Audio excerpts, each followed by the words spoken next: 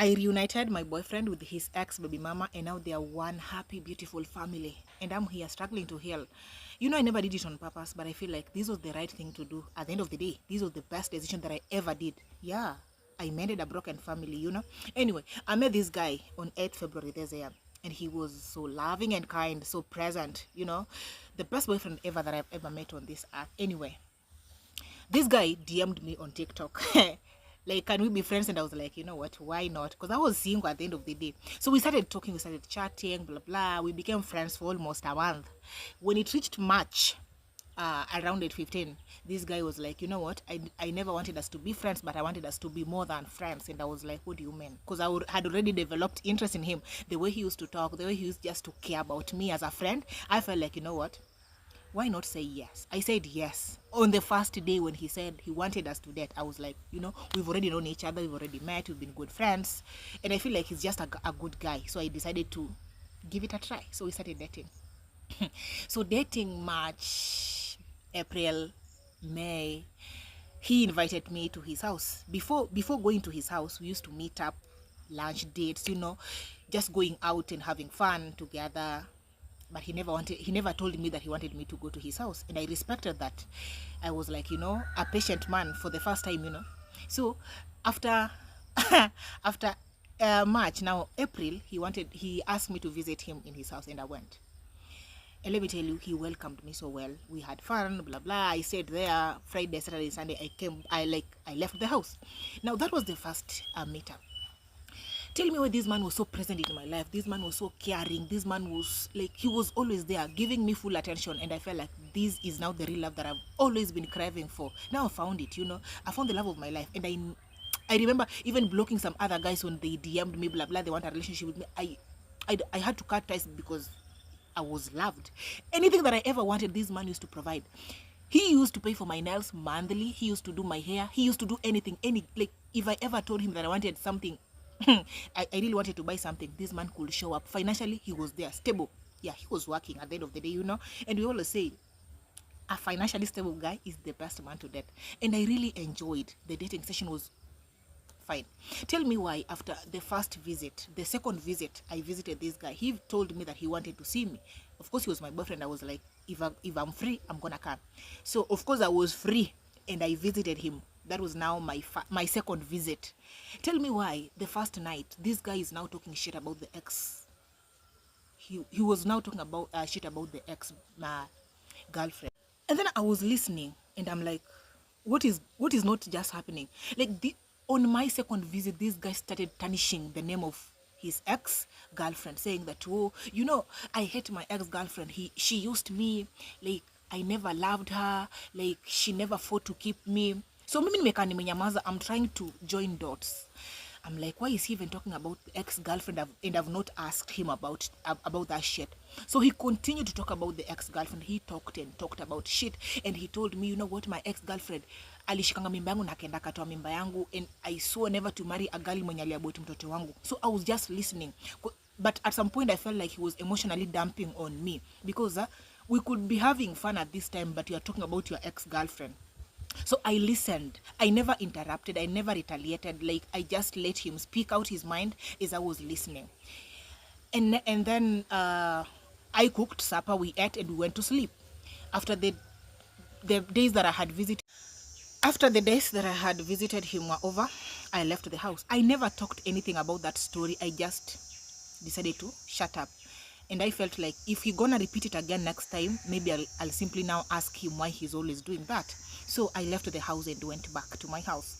So nikifika kwa nyumba, I decided to call him after 2 days, and then I asked him, why were you always talking about your ex-fiancé or other girlfriend or whatever you call her, in, like, when I was in your house? Like, I never felt well, like, because have you ever seen me talk about my ex in your presence? He was like, no, I'm sorry if I'm hurting you. I told him, no, you're not hurting me. You are pissing me off, because I've never opened my mouth to tell you anything about my ex. Whatever person I've dated, I respect them so much. The period that they were in my life, I respect it so much, and I could never tarnish their names in front of you just because I want to have you. So I told him, you're pissing me off. You're not hurting, but you're pissing me off. Please do not repeat that shit again. And then he was like, sorry, I never knew I was pissing you off. I will never repeat it again. So we went back to normal. We continued being together, and this guy was very present. Like, he was so loving, emotionally available. Financially, he was always there. That is the key part. Financially, he was always there, and he was giving me full attention. So there is this day he wanted to take me out, niende ni swim, because I told him napenda kuswim, even though hata sijui kuswim, but napenda tu kwenda swimming pool ku have fun huko. So tukaenda swimo. He paid for the swimming, but yeye hakuswim, nikachezea maji kama kawaida. And then when the day was over, we went to his house. Tell me what, tunafika kwa nyumba tena, and then he starts the story. We were watching a certain movie, and then this movie ilikuwa inaongelelea, like, I think ilikuwa inamfanya he was now able to connect his mind back to his ex-girlfriend. And this is the statement that this guy was saying. You know what? Mimi hata ex-girlfriend wangu is the person I could never go back to. Nachukia huyo msichana sana. The fact that alitoa mimba yangu, nini, siwezi rudia na mtu mwenye alitoa mimba yangu na siwezi mfanyaje, nikamuoa. So I got pissed off, and I decided to do or to react. Nikamuuliza, why do you always talk about your ex-girlfriend? Because me, I feel like you've not moved on. Somebody who always talk about their exes, me na feeling ni kama hawaja move on. Do you talk to your ex? Do you have her number? Do you always chat? And this guy looked at me and he was like, no, I'm just saying. Nikamwambia, but I told you I never want to hear you tarnishing the name of another girl in front of me just to make me feel good, maybe that you love me more than you loved her. Nikamwambia, no, like me sifurahi, because I will never going to tarnish the name of any man mwenye tuliwahi spend a night together, mwenye nimwahi date. I could never tarnish his name. Why are you doing this? Like, why are you tarnishing her name? Akanyamaza, akafeel ni kama now something is now not right. So tukaenda kulala. Of course I was mad. When morning reached, I woke up, cleaned the house, nikapika chai, and then when we were taking tea, I just had this feeling like I really want to ask this guy something. Nikamuuliza, do you have a baby? And then he looked at me and he was like, what do you mean I have a baby? Nikamwambia, no, I'm just asking. Nataka tu kujua mapema, maybe you have a baby. I be ready that one day if we get married, because me when I date a person, we date for marriage, right? We don't date for fun. Nikamwambia, I just want to be ready. Kama uko na mtoi, niko ready uko na mtoi, so that nisikuwe astonished mbele hapo ukiniambia unaniletea mtoto. And then he was like, mimi sina mtoto. Nani amekwambia niko na mtoto? Number 2, nikamuuliza, do you talk to your ex? He was like, no, I don't talk to my ex. So tulikuwa tumekaa tunakunywa chai kwa meza, you know. So I took my phone. Simu yake ilikuwa kwa meza na mimi nilikuwa na simu yangu kwa mkono. Pia yangu ilikuwa kwa meza, nikachukua simu. Tulikunywa chai, alikuwa amekaa certain movie, we watching a certain movie, and then I called. Nikapiga namba yangu kwa simu yake. Ikaingia that very day. Nikaona nimeseviwa. Aniseviwa vile nilikuwa nimeseviwa na jina. Nikashtuka, and then nikamuuliza in a polite way, mbona umenisave na jina? And then he was like, napenda tu. And then he told me, napenda tu venye napendanga hiyo jina yako, that is why nimekuwa ni save from love blah blah babes nini nikakusave na jina. Nikamwambia okay. I took my phone, nikamwambia, then if you feel like I'm supposed to be saved by my name, it is okay on your side. So mimi nikakuwa pissed off, nikaenda bedroom nikamwacha na kunywa chai.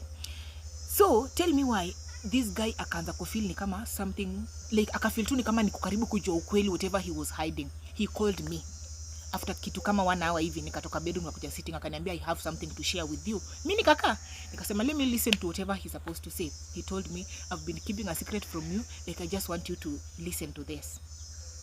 I have a baby.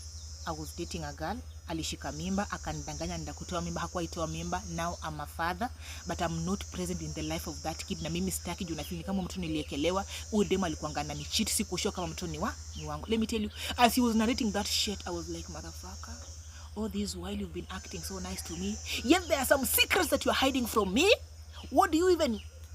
Nilikasirika sana, by the way. So mimi nikamsikiza, akaongea. Then nikamuuliza, do you talk to your ex-girlfriend? Akaniambia anapiganga simu. Nikamwambia, but I asked you yesterday whether you always talk to your ex-girlfriend. Ukaniambia huongeangi na yeye. Nikamwambia, when you hear a man talking shit about his ex-girlfriend, jua there is something. This guy has not moved on, bado anataka ex-girlfriend wake.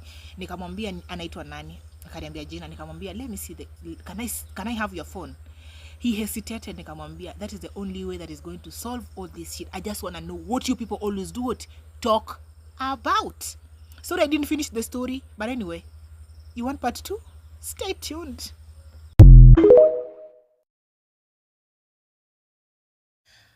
I reunited my boyfriend with his ex-baby mama, and now they're one beautiful family, and I'm here struggling to heal. Part 2. If you've not watched part 1, kindly go and watch so that you'll be in a position to reconnect with part 2 anyway. So nikamwambia nisaidie simu yako. I want to know the conversation that you people always have between you and your ex-baby mama. If there is nothing in between you, then it is okay. And if it is the conversation with about the kid, niko sawa nayo. Akakataa. Nikamwambia please, this is the only thing that is going to ease my anxiety and the pain that I'm simply feeling right now. The conversation is the only thing that is going to is me. Akakataa. Nikamwambia kwa umekataa, it is okay. So mimi nikaendelea kukaa, nikakunywa chai, nikamaliza. Sikutaka fight yoyote, sikutaka any fight. Nikanyamaza. So mimi nikaendelea kunywa chai, kama nimenyamaza, then I asked him a question. Have you ever seen like your baby? Like umewahi na mtoto wako? Akaniambia hajawahi na mtoi wake. Nikamwambia do you support the baby? Akaniambia I don't support the baby. Sitaki udemo kwa maisha yangu. Mimi simtaki. That girl never loved me. That girl cannot even fight to keep me. Mimi sitaki. Nikamwambia sijauliza vitu mingi. My question was, do you support the baby? Have you ever seen the baby? Nikamuuliza, udemo mama kutumia picha ya mtoto wako? Akaniambia hajawahi tuma. Nikamwambia are you sure ama you are lying? Akakataa. Akaniambia hajawahi nitumia. So mimi nikanyamaza. Nikamwambia so umeninyima conversation, tajaje vitu unaniambia zote ni za ukweli ama ni za uongo? Because when I look at you, your heart is still somewhere and it is not here. Akaniambia nataka kukuambia kitu. I just want us to solve this shit. Na iishe, mimi sitaki drama yoyote. Na kupenda wewe, mimi sipendi huyo dem. Huyo dem alishikanga mimba, mimi akaniambia alienda kutoa mimba, kumbe hakuwa itoa mimba. Akajifungua na sianga alijifungua mtoto msichana, but mimi I'm not present in the baby's life na I'm not ready to be present in the baby's life. Huyo mtoto ni kama aliniekelea, alikuanga ananicheat. Nikamwambia hapana. DNA ni 20k. You can simply be in a position to tell if the baby is yours or not. Na the conversation, kama there is nothing going on between you and the baby mama, ungenipea hiyo conversation to be very very frank and confident that there is nothing going on. Ungenipea hiyo conversation nisome. Nikanyamaza. Akaniambia unajua mimi sijawahi date dem mwenyewe. Anaenda wapi? Amesoma. I've never dated a girl who has gone to school to a higher level. Ati mimi even though mimi nimeenda shule, I'm a graduate, I have a stable job, finances ni nini niko sawa, nime set up wealth and nini investment somewhere else niko sawa. I've never dated a girl mwenye ameenda shule. Nikamuuliza mbona? Ati naogopanga kudate dem mwenye amesoma, siku moja anaweza kuni pass financially, anikuja ani down look kwa nyumba ama ani control kwa nyumba. Nikamwambia then that gives me one conclusion. I'm not important to you. Your heart is still somewhere else. I'm a thorn in your life. You don't feel like I'm good enough. Somebody else is. And that person is not me. And then he was like, hapana mimi sitaki drama. Aki mimi nakupenda babe. Huyo dem mimi hakuwa inipenda, mimi simpendi. Huyo mtu aliniekelea na mimi siko ready kusupport mtu mwenye si wangu. Nikamwambia give me the phone. Give me your fucking phone. Akakataa. Nikamwambia unakataa? I'm gonna leave this house. And please never look for me. I'm going to leave. Tafuta baby mama wako akuje muishi na yeye. Because there is something that you're hiding. So vile aliona hivyo akaniambia, mimi naogopa kukupatia simu because of 2 reasons. Number 1, utasoma conversations zenye zile happen kitambo ujamu. Number 2, utakram namba yake, ukuje umpigie mwanze kutusiana. And then I looked at this guy and I was like, do you think I could do such a thing? Do you think I can insult another woman, a fellow woman because of a man? Nikamwambia I could never do that. The only reason why I'm insisting for you to give me your phone so that I can read the conversations, I want to know, what do you people always talk about? Akakataa. Nikamwambia ever since we started dating umeshinda ukiniambia unataka nikuzalie mtoi. If you're not present in this baby's life, do you think if I give you a baby you're gonna be a present dad? Nikamwambia could never be. If you fail to be a dad to your first daughter, you could never be a father to my son or my daughter. That is one thing I'm assuring you. Na nikamwambia number 2, sitaki mtoto alelewe mahali akijua there is a woman who came destroyed my mother's marriage, grew up without a father because of you. Nikamwambia could never want such blood. I've always been telling you niambie kama uko na mtu mimi niko ready, umekataa. Kumbe there is even a wife. This is not even a baby mama, this is your wife because something is in your conversation. So akiona naongea hivyo akaogopa, akaniambia acha nikupatie basi conversations. Nikamwambia don't delete any. Akanipea simu. Tena ananipea simu anafunika jina. Nikamwambia usifunike jina. I'm not a fool kuchukua namba kupigia demu kwanza kutusiana na yeye. Nikasoma conversation. And let me tell you, I broke down. I started crying without producing a sound. Like nilisikia hati yangu ina skip because of what I read. Let me tell you, this guy all along alikuwa ananiambia hana mtoi. He knew when this woman got pregnant. He nurtured the 9 months pregnancy. He was present in the life of this woman like hell. Unaelewa? Udem mpaka kaza mtoi. Demu akienda maternity labor room, the mother called this man. Akamwambia bibi yako anaenda wapi? Sasa mother-in-law bibi ya demu akapigia chalisi akamwambia bibi yako anaenda kujifungua. Tusaidie na pesa. This guy akatuma 20k ya demu kwenda kujifungua. Udem akatoka maternity. This guy used to send money. Udem afanye nini? Ya support kwa nyumba. So everything that he had told me, it was a lie. Alikuwa anajaribu kunibamba nione napendwa, kumbe sikuwa napendwa. Mtu mwingine alikuwa anapendwa in the conversation. Previously this guy alikuwa ameshinda akiniinsistia nimpe mtoto. Anatamani mtoto sana, unaelewa? Number 2, alikuwa ameniambia nipange siku niko free, anataka kunipeleka kwao nione kwa vile inakaa. Tell me why. In the conversation, the same lady called baby mama. The same date yenye nilifaa kupeleka kina kijana is the same date. Udema anafaa kuja na mtoto ako almost 2 years. Sai the baby is 2 years, hata sijui anaingia 3 years. Anafaa kukuja waende nyumbani. This baby hajawahi pelekwa kwao. Anajua tu baba yake but hajui nyanya ni nani, hajui penye amezaliwa. The same date yenye mimi nilifaa kupeleka kuona mother-in-law my future mother-in-law is the same date Udema alikuwa amepangiwa anapelekwa kwa kina kijana. I'm reading through the conversation and the conversation was like, babe, kama umeinsist unataka kuenda kuona madhe na kuanga busy na job, nataka upange this Friday nikupeleke home, ukuje na mtoi waende waone mtoi, uone pia kwetu ni wapi. Wanaitana babe, unaelewa? Na mimi nimesave wana jina. The same day mimi pia nimepigiwa simu nimwambiwa, babe, unaweza kuwa free Friday, nataka uende home uone nyumbani kuna kaje, alafu then tutarudi Sunday. Let me tell you, nearly break down. I started asking God, why didn't you show me all this all along kitambo? But nikajambia I want to beat myself up. Shit happens and I'm not the first person to go through shit. Unaelewa? So mimi nikachill. Nikajambia, nikachukua simu nikaeka hapo chini nikamwambia it is okay, you've been lying to me all along. It's like you have a wife. Na mimi nataka mkuwe happy together. Nikamuuliza swali, does your woman know that you have another woman right now in your life? Akaniambia, mimi sitaki your damn babe. Nataka hata kama anataka ni support mtoi, nitakuwa na support mtoi, lakini mimi sitaki huyo. Nikamwambia unamtaka. Ni ile tu uweze niambia, but the way you always talk about her shit, unampenda. Ni ile huja admit unapenda huyo dem. Ati hapana babe, mimi nakupenda wewe, mimi sijawahi pendwa na dem vile unanipenda hivi. Huyo dem hajawahi nipenda. Ako kwa maisha yangu because niko na pesa. Anapenda kunipigia simu because anajuanga mimi niko na dough. She's very broken, that is why she's clinking on me. Huyo dem haizi nifightia. Nikamwambia, can you call that lady right now? Nataka kuongea na yeye. And this man akaanza kutia. Nikamwambia no worries, sitamtusi, nataka tu mpige simu. Nataka kusikia the conversation that you people are going to have right now. Nijue kama udem anajua una date dem mwingine na kwa mind yake anajua ni bibi yako. Akapigia dem simu. Mara ya kwanza simu ikaingia, haikuingia. Ya pili kuingia, ya tatu dem akapiga. Dem kusikia sauti yangu, acha dem aanze kunitusi. Dem akatupa maneno, nikamwambia mimi sitajibizana na huyo dem. Akakata simu and then akapiga simu. Mimi akapiga simu mara ya pili, nikamwambia mimi ni Shakram namba yake, nikampigia vile Udi Chali alienda kwa bafu. Nikamwambia mimi sitaki kugombana na wewe. I never knew you were in the life of this man.